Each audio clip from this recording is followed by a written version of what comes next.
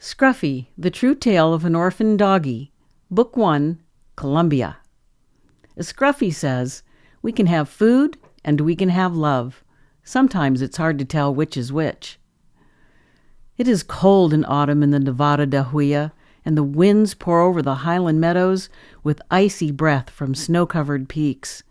My memory of those days has faded. Autumn was when the soldiers came, and we left our little farm. I do remember the warmth of my mummy in the box stall where Jacobo the burro slept at night. He was very kind. He welcomed the company and was careful not to step on one little squirming female pup, me. The night the soldiers came, we learned firsthand about cold. Mummy woke us up and told us all to run as fast and as far as we could go, and not all in the same direction. She waited until we scampered off. It took a few growls for us to realize she was serious, and she headed straight to the heels of one of the soldiers, sinking teeth into flesh. I hid behind the last harvest sack, shivering with fear, whimpering at the sudden loss as my siblings ran in every direction. Marta scooped me up and took me with her, but I never saw any of my birth family again. Scruffy goes through many hardships following Marta's family to the city. After dark days living on the streets, the family was busy looking for food, and Scruffy has an opportunity to get into one of the nearby dumpsters without the big brothers pushing her out of the way. She tells us, "Rats in the trash," said one. "That's what's been taking our food," said the other. "Let's get him." They both hooted and howled, and the next thing I knew, we were all tipped over, and the boys were fighting through the trash to get the rat, which was me. About that time, fortunately for me, up came Marta and her mum. The boys and I rolled out of the bin all covered in sticky filth. Marta giggled. So did her mum.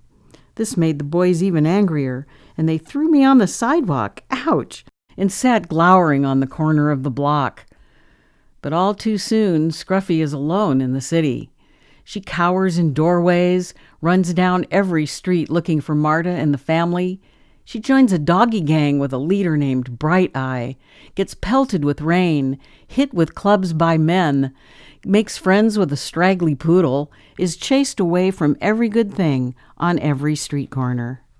Scruffy says, "Then up the stairs came a man wearing long robes who reminded me of the shamans who visited the family in the big stall in our village below Nevada da Huya. I shrank back into the darkness of my alcove, but I must have whimpered because he startled and turned around to look at me. I cringed, expecting to be hit with his stick. Yet he didn't frown, scowl, or growl. Instead, he smiled. He offered me a piece of meat. Wow, I couldn't believe my luck. I licked it off his open hand. Still smiling, he opened the heavy wood door and went inside. I was so happy.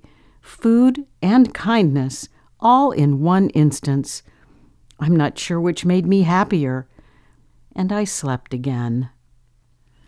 As the story continues, Scruffy finds her way to a new home and a new doggy life, with toys and friends, and she even gets to visit Jacobo, the burro from the old farm. Scruffy, The True Tale of an Orphan Doggie, is based on the experiences of the real Scruffy and her new friend, author of this saga, Susan Corning.